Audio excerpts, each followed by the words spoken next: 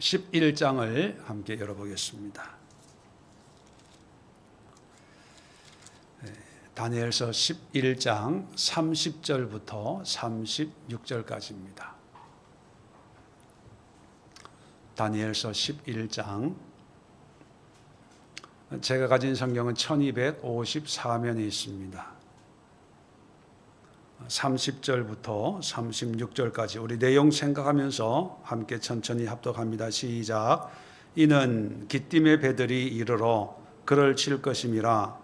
그가 낙심하고 돌아가면서 맺은 거룩한 언약에 분노하였고 자기 땅에 돌아가서는 맺은 거룩한 언약을 배반하는 자들을 살필 것이며 군대는 그 편에 서서 성소 곧 견고한 곳을 더럽히며 매일 드리는 제사를 폐하며 멸망케 하는 가증한 것을 세울 것이며 그가 또 언약을 배반하고 악행하는 자를 속임수로 타락시킬 것이나 오직 자기의 하나님을 아는 백성은 강하여 영맹을 떨치리라. 백성 중에 지혜로운 자들이 많은 사람을 가르칠 것이나 그들의 칼날과 불꽃과 사로잡힘과 약탈을 당하여 여러 날 동안 몰락하리라.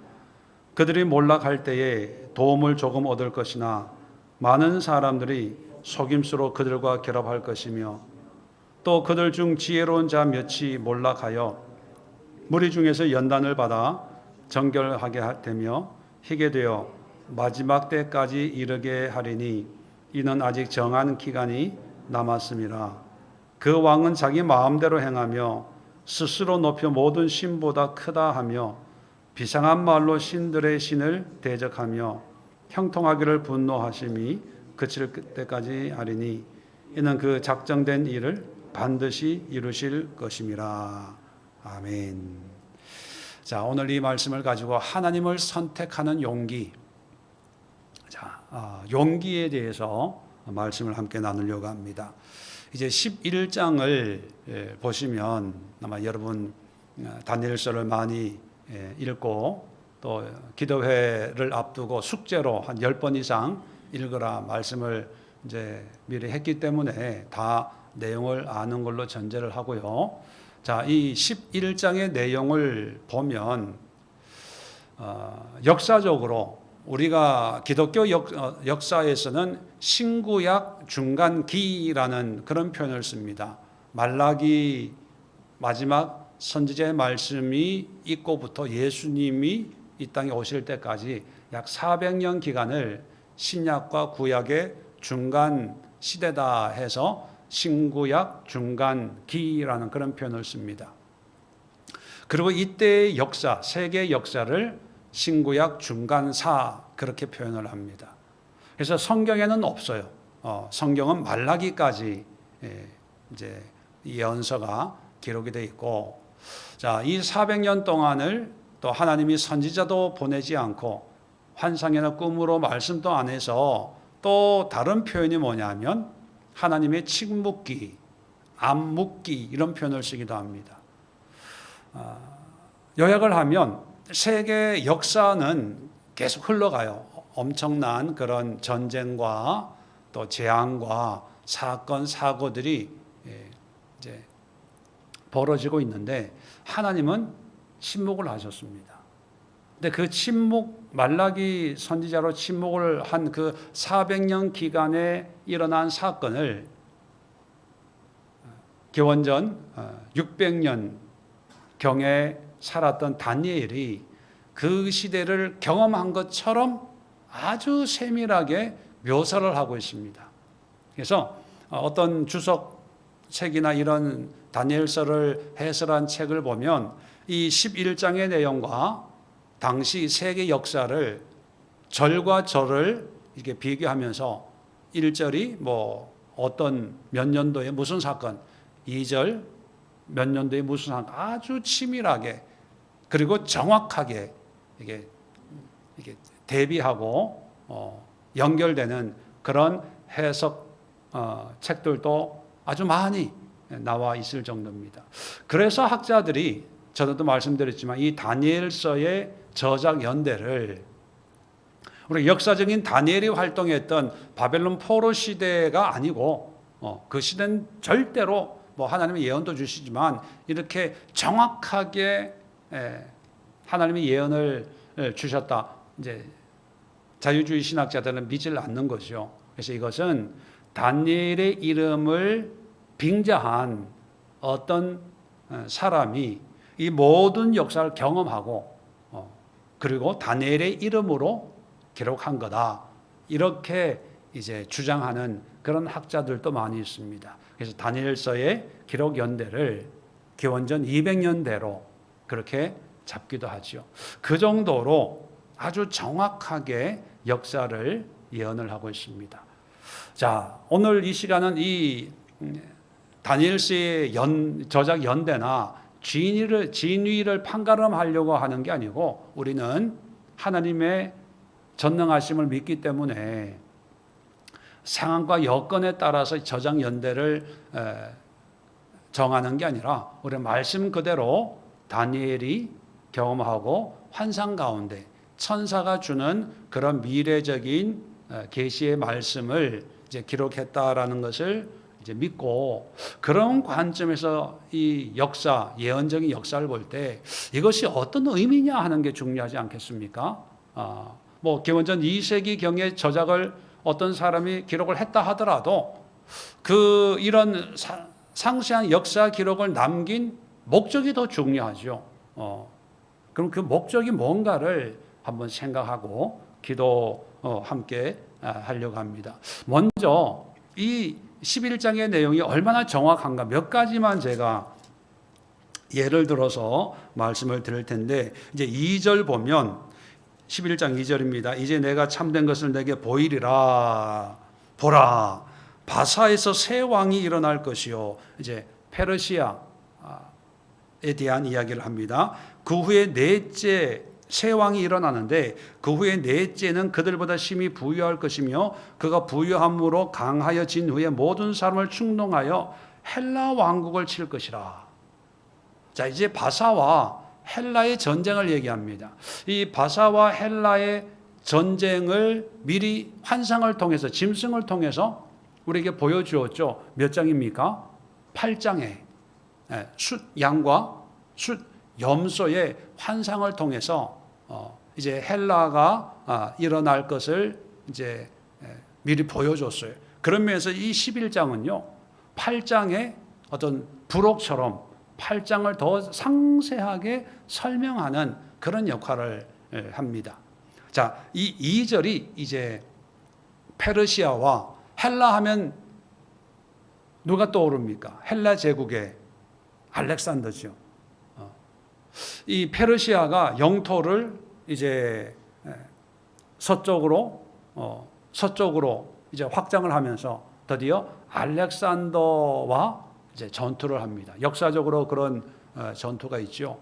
이 전투에서 이제 알렉산더가 이기고 헬라 제국이 이제 페르시아를 정복하게 되는 거죠. 자, 이 얘기를 3절 보세요.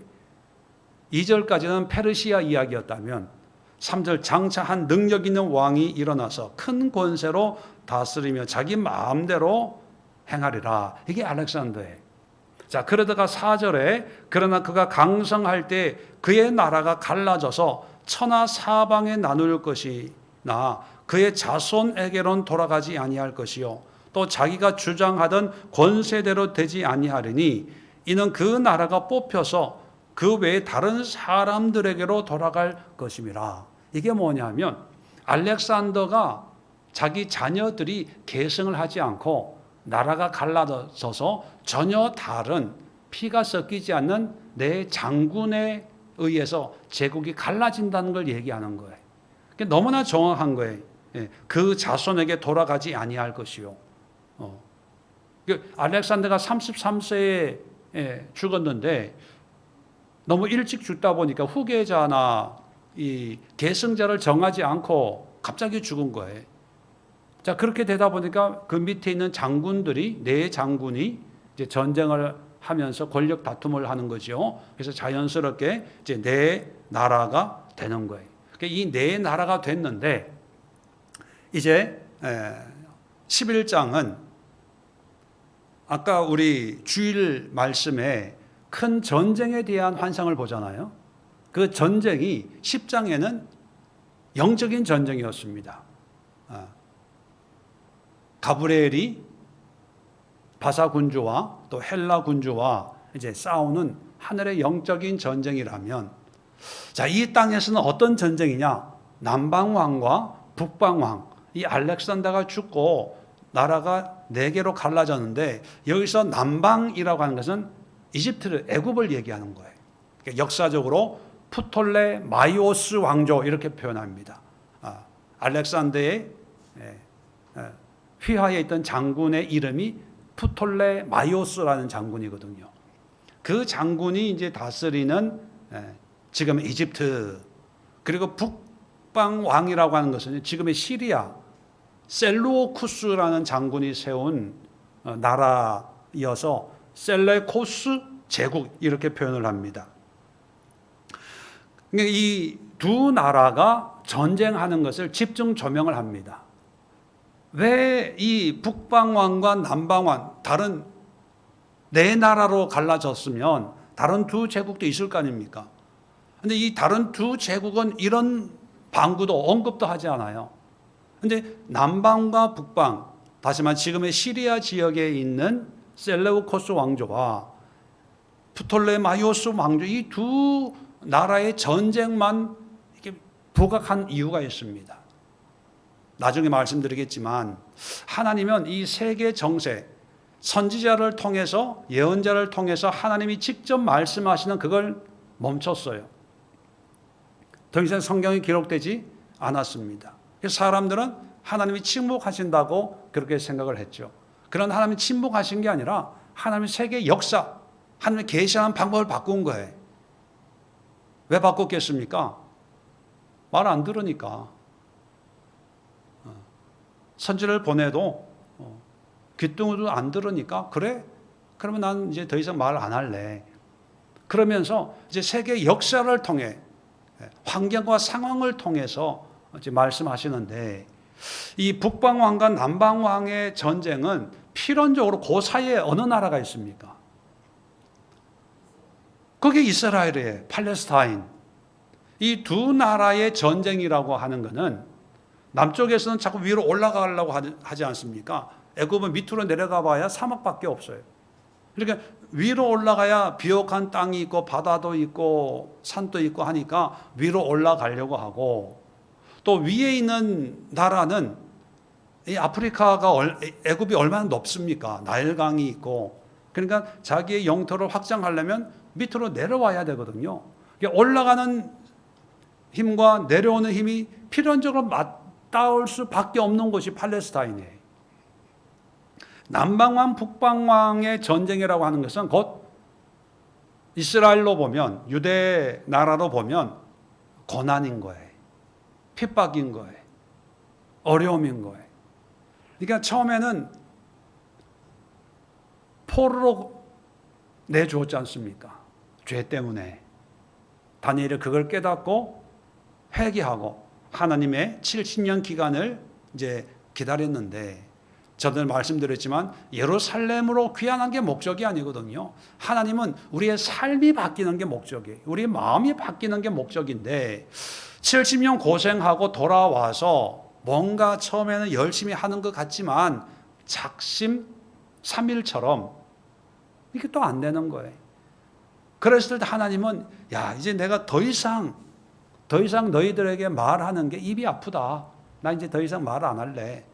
그리고 세계 역사를 하나님은 주관하고 있는 창조주이시기 때문에, 주권자이시기 때문에 하나님은 남방왕, 북방왕을 통해서 유다 사람들에게 뭔가 메시지를 전하는데, 그런데 여러분, 하나님이 선지자를 통해서 직접 말씀하시는 것도 안 듣는데 환경을 통해서 하나님의 말씀을 분별하려고 할까요? 당연히 안 하죠. 그래서 그 결과가 뭡니까? 극심한 환난이에요. 고통이에요. 자, 그런 것을 다니엘서를 통해서 미리 말씀하는 거예요. 그러니까 교회에 있을 때마다 드리는 거지만 하나님은 우리의 기도와 우리의 믿음, 우리의 예배에 세밀하게 반응하시고 신실하게 충성되이 헌신적으로 우리에게 말씀하시고 깨닫게 하시고 대답해 주시는데 문제는 뭡니까?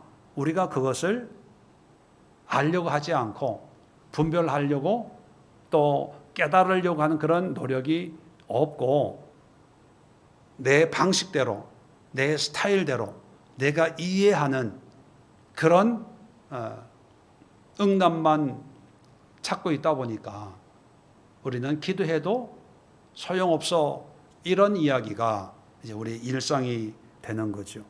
자, 그래서 5절 6절은 이제 남방왕 북방왕의 전쟁에 대한 그런 건데, 자 6절에 보면요 하나의 제가 역사적인 예를 하나 소개해드리겠습니다. 자, 이 두 왕이 이제 자웅을 겨루는데 처음부터 싸운 게 아니고 6절에 보면 몇 해 후에 그들이 서로 단합하리니 곧 남방왕의 딸이 북방왕에 가서 화친하리라. 처음부터 싸우는 게 아니고 처음에는 화친을 하려고 그래. 결혼을 사돈을 맺으려고 하는 거예요. 그러나 그 공주의 힘이 쇠하고 그 왕은 서지도 못하며 권세가 없어질 것이라 그 공주와 그를 데리고 온 자와 그를 낳은 자 그때 도와주던 자가 다 버림을 당하리라. 이게 뭐냐? 역사적으로요. 역사적으로 그 프톨레마이오스 2세 애굽의 왕이 자기 딸을 그 시리아에 있는 그 왕과 화친을 하려고 딸을 이제 왕자와 왕의 왕비가 되도록 사돈을 맺는 거예요. 근데 역사적으로 보면 그래서 그 안티오쿠스 2세와 결혼을 하는데 이 안티오쿠스 2세의 본처가 자기 남편도 죽이고 이 애굽의 공주도 죽이고 두 사람 사이에 난 자식도 죽여요. 그 역사적으로 실질적으로 일어난 사건이에요. 근데 그 사건이 6절에 그대로 기록이 되어 있습니다. 또 17절을 보면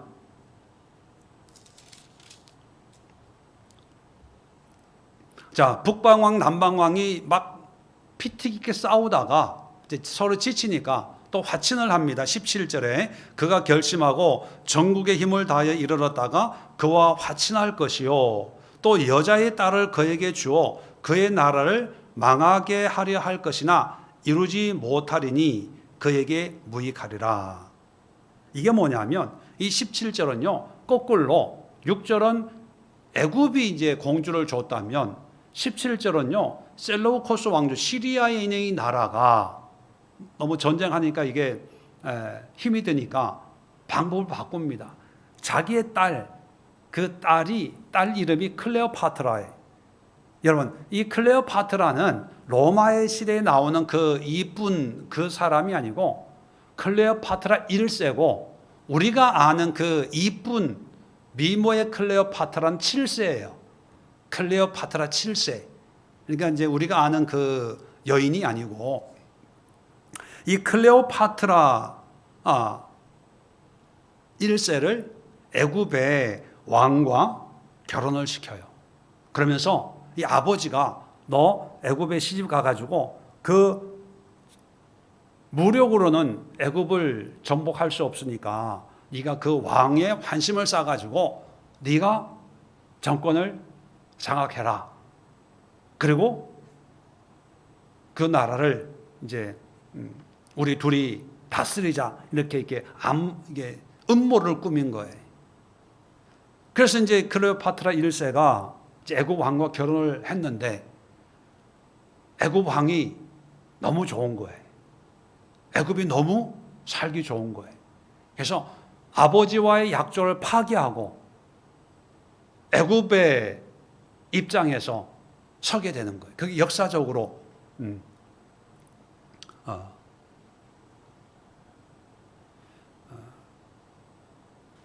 실질적으로 일어난 이런 사건이 있거든요. 그것을 너무나 분명하게 정확하게 이런 예언적인 말씀을 기록하고 있는 거예요. 그 다음에 20절부터 11장 끝까지 45절까지 아주 메인 가장 많은 부분을 할애하면서 소개하고 있는 왕이 딱 한 사람입니다. 20절부터 45절까지가 딱 한 사람인데 역사적으로 이 사람이 누구냐? 늘 말씀드렸던 안티오쿠스 에피파네스 4세라는 그 한 왕을 이제 나머지 전체를 할애해서 소개해 주고 있어요. 에피파네스라는 그 말 자체가 신이 나타났다 그런 뜻이에요. 자기가 바로 신이다 그렇게 주장하는 그런 사람이기 때문에 당연히 이 왕이 북방왕으로서 지배하고 있으면 유다는 여러 가지 어려움과 고난을 당할 수밖에 없고, 자, 오늘 본문으로 보면 30절에 보면 이는 기띔의 배들이 이르러 그를 칠 것입니다. 자, 이 안티오코스 에피파네스 4세도 남방왕하고 열심히 싸워요. 근데 여기에 등장한 기띔의 배, 기띔이라는 지명이 어디냐 하면 사이프러스예요. 지금의 터키 밑쪽에 있는 해양에 있는 지중해에 있는 섬인데, 이 기띔이라는 지역이 상징하는 게 뭐냐면 로마입니다. 로마. 다시 말하면 남방왕 이집트하고 싸우는데 로마 군대가 쳐들어와서 그 싸움을 끝내지 못하고 빨리 자기의 나라로 돌아가야 되는 상황이에요. 그러니까 조금만 있으면 애굽을 정복할 수 있는데 이제 애굽이 로마에게 도움을 청한 거예요. 우리를 좀 도와주세요 하니까 로마 군대를 파견하니까 이 안티오쿠스 입장에서 화가 나는 거죠. 그래서 철군을 할 수밖에 없습니다. 철군을 하는데 기분 좋게 철군하는 게 아니고 기분 나쁘게 철군하다 보니까 어디를 지나가야 됩니까? 이스라엘을 지나가야 돼요. 예루살렘을 지나가야 되는데 좋게 지나가겠습니까? 아니면 난장판을 치고 지나가겠습니까? 난장판을 치는 거예요. 자, 그래서 30절에 낙심하고 돌아가면서 맺은 거룩한 언약에 분노하였고, 맺은 거룩한 언약이라는 게 바로 이제 유대인들을 얘기하는 거예요. 하나님을 믿는 유대인들의 분노하였고, 자기 땅으로 돌아가서는 맺은 거룩한 언약을 배반하는 자들을 살필 것이며, 맺은 거룩한 언약을 배반한 자, 살핀다는 것은 돌봐준다는 거예요. 그러니까 유대 신앙을 버리는 사람들을 오히려 더 존중해주고 보살펴준다는 거죠. 그 얘기는 뭐냐면 유대 신앙을 가진 사람들을 핍박한다는 거죠. 자, 31절입니다. 군대는 그의 편에 서서, 안티오코스 에피파네스 편에 서서 성소고 경건한 곳을 더럽히며 매일 드리는 제사를 피하며, 그래서 이게 역사적으로 이루어진 게 돼지피로, 유대인들은 돼지를 부정한 짐승 가축으로 여기지 않습니까? 돼지로 제사를 드려요. 그리고 안식일, 절기, 할례 이런 걸 못하게 만들어 버립니다. 그걸 멸망하게 하는 가증한 것, 이게 뭔지는 모르지만 이제 우상이죠. 제우스 신을 성전에 갖다 놓고 제우스 제사를 숭배를 하게 합니다. 이런 짓을 하는 거죠. 32절에 그가 또 언약을 배반하고 악행하는 자를 속임수로 타락시킬 것이나, 이렇게 여러 사람들을 타락시켜요. 그래서 이 안티오쿠스 에피파네스는 철저한 헬라주의자예요. 자기가 섬겼던, 또 자기 아버지가 섬겼던 그 알렉산더의 헬라 제국이 가장 위대하고 또 헬라의 문화가 가장 뛰어나다, 이런 의식이 있어서 자기가 다스리는 모든 곳에는 이 헬라 문화를, 그래서 이 안티오쿠스 에피파네스가 한 일, 나쁜 것도 많이 있지만 세계 역사적으로는요, 이 그리스어를 세계 공용화하는 데 일조를 하는 거예요.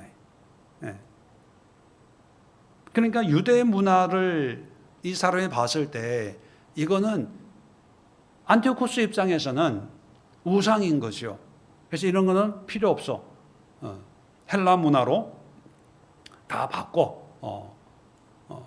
그렇게 이제 하다 보니까 유대인들에게는 큰 어려움이 생기고 이제 변절하는 사람들, 신앙을 버리는 이런 사람들을 이제 양산하게 하는 거죠. 이런 상황에서 32절 끝이 중요합니다.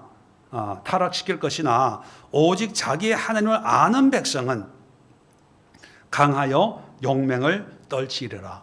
자, 이런 상황에서 모든 사람이 다 타락하고 유혹에 넘어가는 게 아니고 이런 와중에서도 하나님을 아는 백성, 하나님을 경험하고 하나님을 섬기는 그런 백성들은 넘어가지 않는다는 거예요. 강하고 용맹을 떨친다. 어떤 그런 믿음의 절개를 끝까지 지켜나간다. 눈에는 다 타락하는 것 같고 제대로 믿는 사람 안 보이는 것 같지만 그러나 바알에게 무릎 꿇지 않는 7천 명이 남아 있었던 것처럼 이런 하나님을 아는 그런 사람들은 끝까지 믿음을 지킨다. 자, 33절에 백성 중에 지혜로운 자들이, 이 지혜라고 성경에서 나온 지혜는 거의 하나님에 대한 지혜입니다. 말씀, 믿음에 대한 지혜에 있는 사람, 많은 사람을 가르칠 것이나, 자, 이런 와중에서도 뭐 성경 공부하고 기도하고 예배 드려요. 그런데 그들이 칼날과 불꽃과 사로잡힘과 약탈을 당하여 여러 날 동안 몰락하리라. 이제 고난을 당하는 거예요.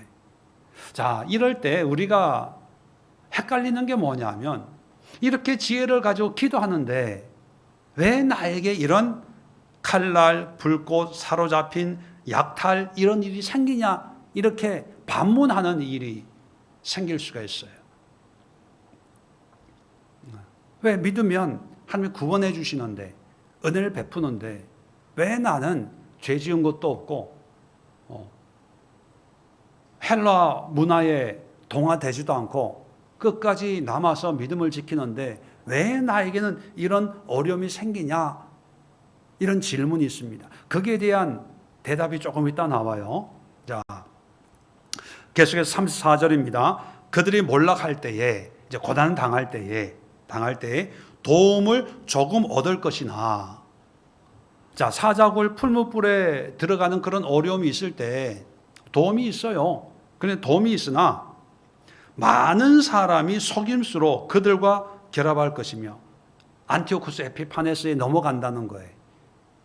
이런 환난과 고난이 생기면 이제 신앙을 이제 현실과 타협하는 그런 사람들이 생기게 될 거라는 거죠. 자, 그런데 35절 또 이렇게 번역을 했는데 의미적으로는 그러나로 이해하는 게 더 쉽습니다. 자, 이런 와중에 그러나 그들 중 지혜로운 자, 33절에 백성 중에 지혜로운 자들 말씀드렸잖아요. 이런 사람들, 하나님을 끝까지 믿고 가르치고 기도하고 하는 이런 사람들 중에는 몇 사람이 몰락하여, 다가 아니고 소수의 사람들이 더 어려워진다는 거예요. 아까도 어려웠는데 칼날, 불꽃, 사로잡힌 약탈 이런 걸 당했는데 또 개중에 이제 이 고난이 지나가면 하나님이 은혜를 주시겠지라고 생각했는데, 근데 어떤 사람에게는요 그것보다 더 큰 어려움이 생긴다는 거예요.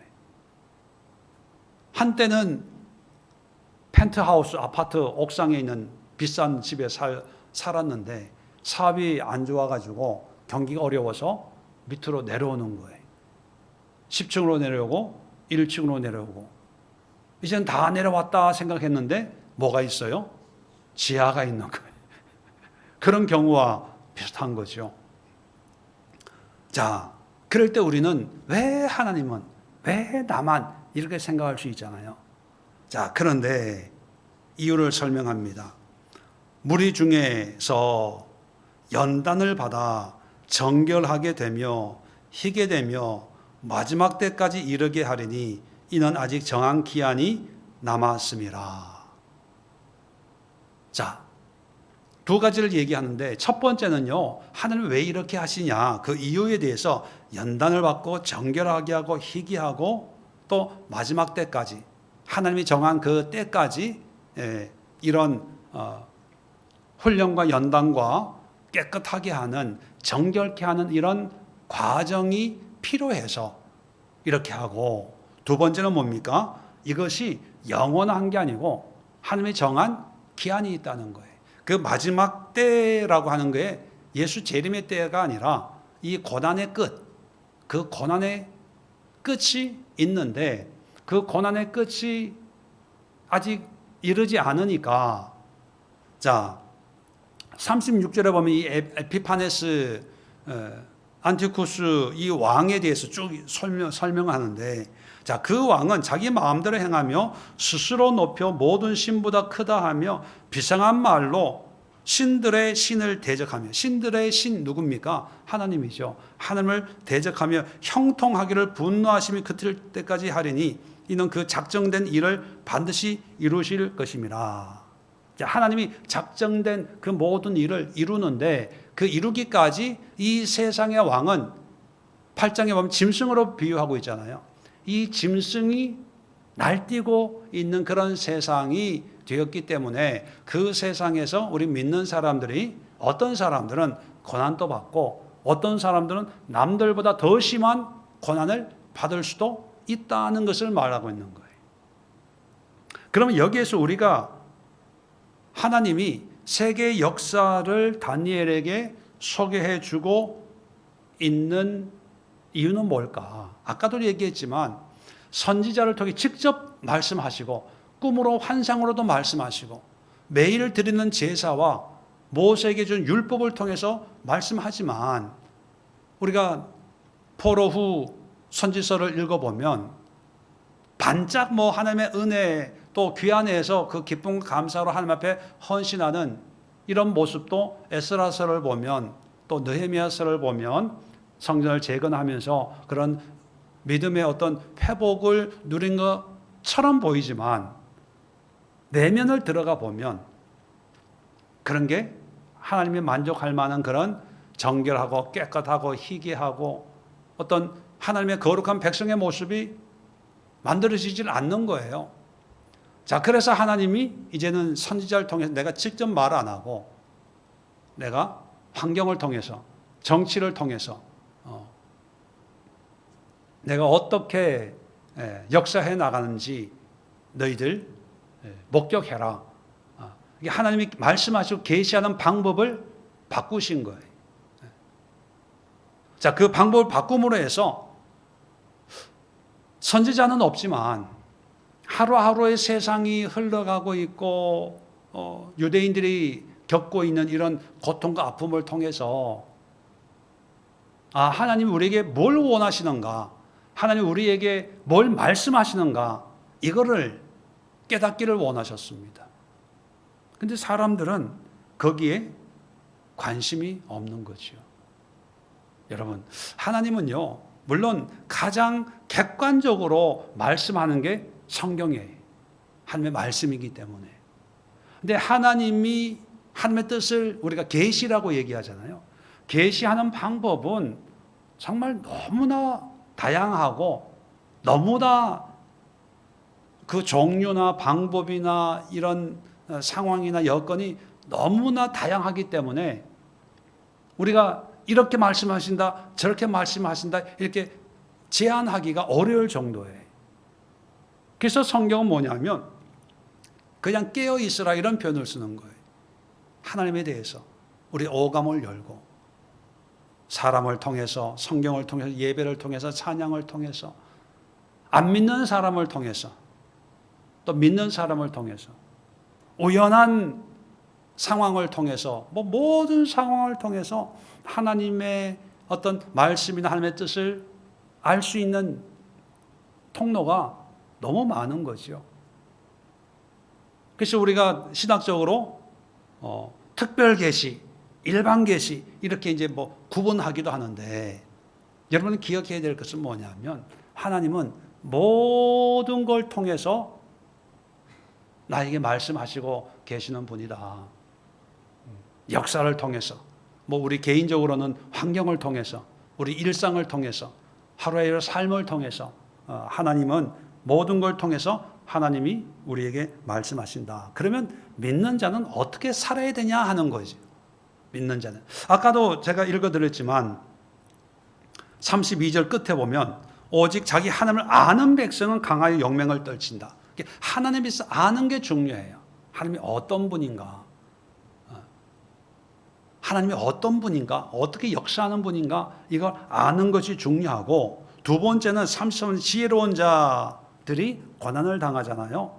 또 34절에는 더 어려운 35절이죠. 믿음으로 사는데 더 어려움이 생길 수도 있습니다.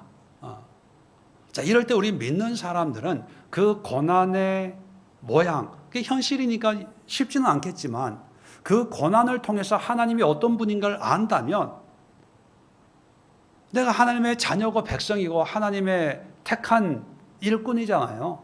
이 일꾼에게 고난과 연단과 환난을 주는 것은 나를 죽이려고 하고 멸망시키려고 한다, 이런 생각을 하면 안 된다는 거죠. 다시 말하면 부정적인 생각,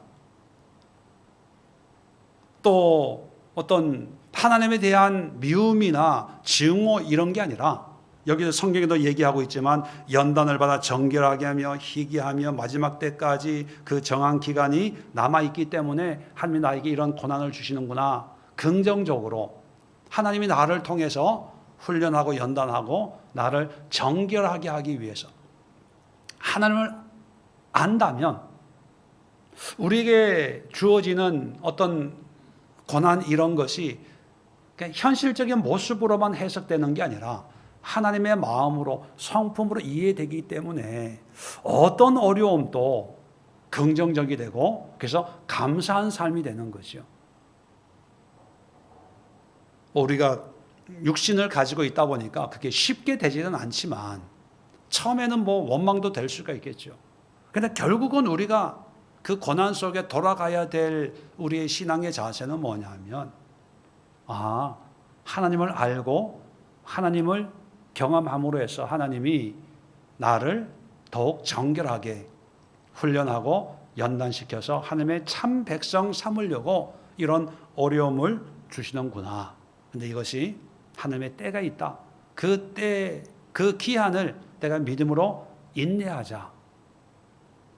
그렇게 살아내야 된다는 거죠. 자, 그래서 마지막으로 결론적으로 뭐냐면, 이 짐승이 다스리는 이 세상, 오늘날 또 어떤 상황적으로 보면 우리가 기도해도 당장 하나님의 음성이 들리는 것도 아니고 모를 때가 있잖아요.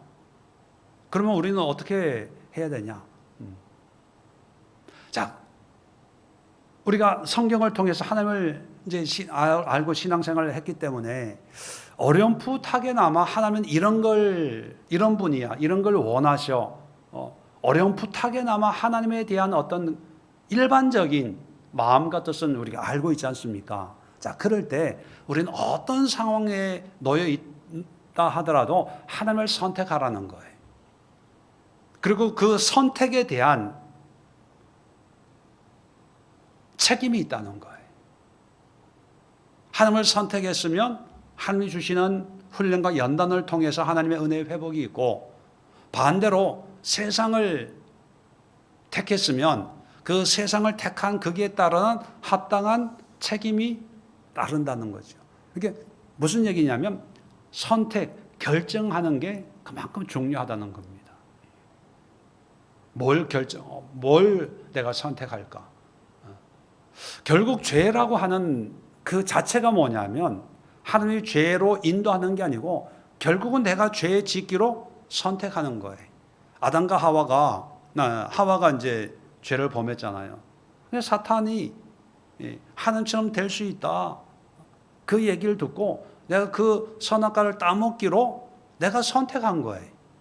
근데 사람들은 그걸 모르고 왜 하나님이 선악 나무를 거기 중간에 씹어 놔서 왜 이런 사단을 일으키냐, 뭐 그렇게 얘기하는데, 그건 자기의 선택에 대한 책임을 회피하는 겁니다. 아무리 선악과 나무를 한 그루가 아니라 100그루 심었다고 해도 내가 안 먹기로 내가 결정하면 아무 상관이 없어요. 근데 결국 나의 선택이거든요. 하나님은 나의 선택에 대해서 책임을 묻는 게 그게 에덴 동산에서 추방당하게 되는 거죠. 결국은 우리의 신앙이라고 하는 게, 믿음이라고 하는 게 믿습니다, 어떤 그런 믿음의 고백으로 끝나는 게 아니라 우리는 이런 삶을 살아야 돼. 삶을 사는데 교회에서 예배 드릴 때 믿습니다 하는 그 믿음의 고백이 우리 삶에 그대로 적용이 되면 얼마나 좋습니까? 선택할 필요도 없이 자동적으로 그냥 믿음으로 살게 되면 참 좋은데, 이 세상은 짐승이 다스리고 여러 미혹이 있고 속임이 있고 그런 세상이거든요. 이런 세상에서 우리 그리스도인들이, 믿는 자들이 살아내는 방법은 뭐냐면, 우리는 그때 바른 선택을 위해서 기도하고 하나님을 알아야 되고 또 훈련해야 되고 연단 받아야 되고, 또 그런 선택을 하지 못했기 때문에 지금 이런 전쟁이나 환란이나 뭐 이런 걸 통해서 거기에 대한 어떤 책임을 이제 지게 되는 거거든요. 그래서 하나님이 선지자를 통해서 늘 하시는 얘기가, 순종하면 축복이고 불순종하면 심판과 저주, 인과 응보의 어떤 그런 권선징악의 말씀을 많이 하셨잖아요. 근데 지금은 그 선지자의 말씀이 아니라 이런 세계 역사 환경을 통해서 똑같이 말씀하고 있습니다. 그러면 이것을 우리 개인의 삶으로 연결을 하면 우리의 삶 속에 뭐 좋은 일, 안 좋은 일 여러 가지가 있을 수 있죠.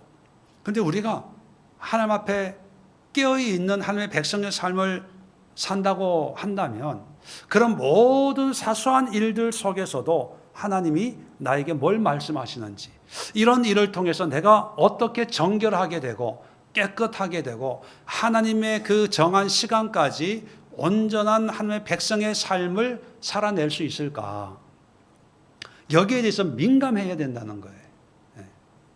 그래서 오늘 설교의 제목이 하나님을 선택하는 용기예요.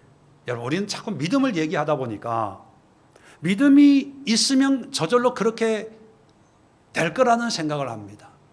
아직 난 믿음이 없어서 그 정도는 믿음이 아니고 뭐 이렇게 얘기해요. 참 그럴 때는 할 말이 없습니다.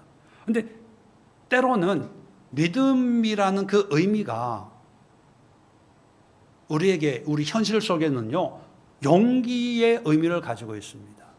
믿음이란 내가 다 선택할 수 있지만 그러나 하나님을 선택하는, 하나님을 선택할 때 어떤 손해가 있을 수도 있고 피해가 있을 수도 있고 조롱도 있을 수 있는 그런 상황에, 그래도 우리는 그런 피해를 감수하고서도 하나님을 선택할 수 있는 그런 용기가 곧 믿음이라는 거예요. 그렇게 보면 그런 용기의 관점으로 보면 다니엘서를 한번 읽어보시면요, 우리는 자꾸 믿음의 관점을 읽다 보니까 다니엘을 특별한 믿음의 사람의 어떤 그런 나와는 다른 사람이라고 자꾸 생각하는데, 이런 용기의 관점으로 또 다니엘을 보면요, 그 세 친구도 마찬가지고, 내가 비겁했구나.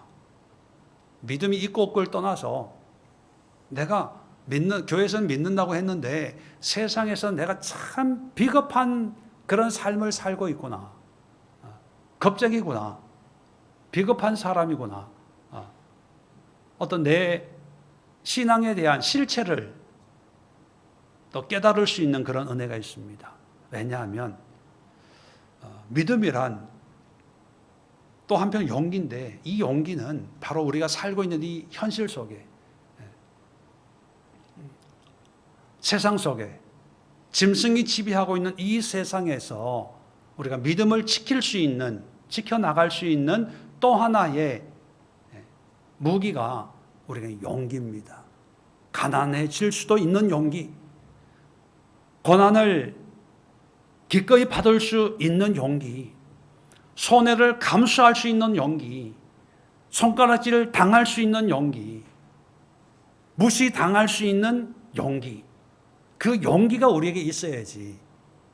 그 용기가 없이 자꾸 믿음만 얘기하다 보면 이 믿음은요, 결국은 나의 비겁함을 포장하는 그런 용도로 아직 난 믿음이 없어서, 믿음이 안 자라서 그런 포장 용도로 사용하게 될 수도 있습니다. 오늘 이 시간 기도하면서 여러분, 과연 어떤 상황에서도 하나님을 선택할 수 있는 용기가 나에게 있는지 한번 들여다보시고, 하나님, 이 다니엘서 11장에 나온 이 세계 역사 속에